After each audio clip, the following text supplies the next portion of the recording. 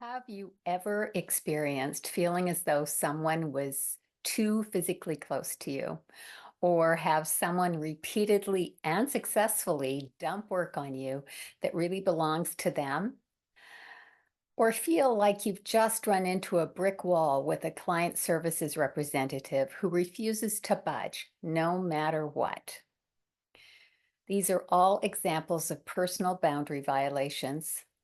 We feel them deeply when they happen.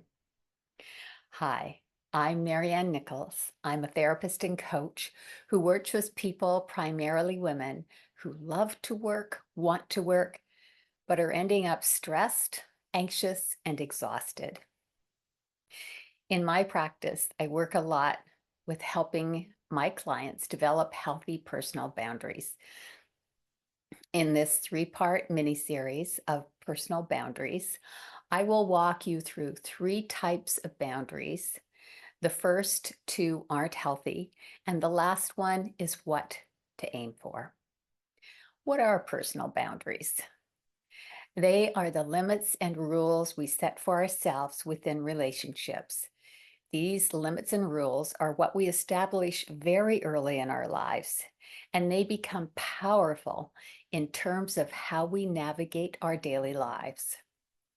Here are some examples of personal boundaries.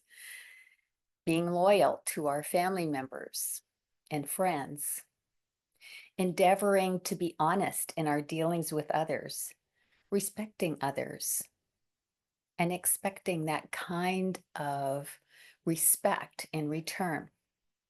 Other personal boundaries may include rules and limits around diet, exercise, and sleep, work-life balance, even how others speak to us or how physically close we allow strangers to get to us.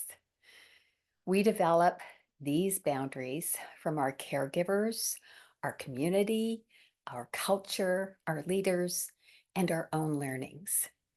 Some of these limits and rules work well for us and don't need to change. Others no longer work very well. It's these last that I'm going to review here. Personal boundaries can be emotional, mental, physical, spiritual, or sexual. We can have different sets of boundaries for our work, social, and family relationships. Any personal boundary we have falls into one of three types: porous, rigid, or flexible. Out of these three types, only the last supports personal growth and development.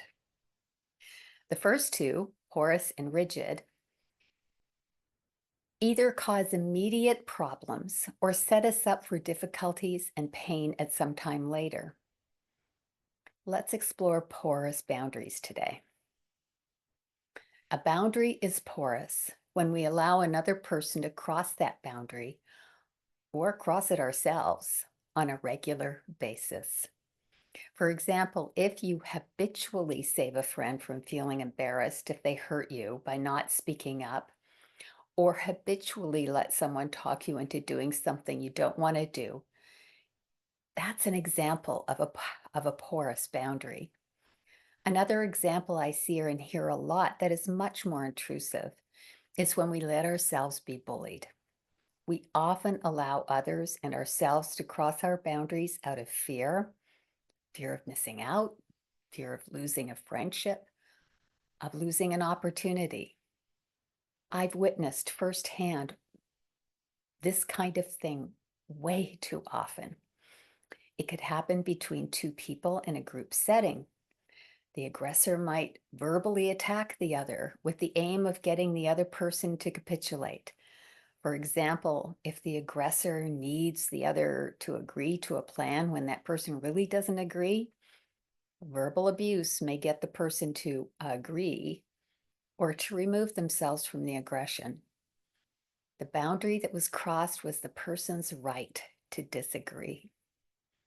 We see this all the time these days.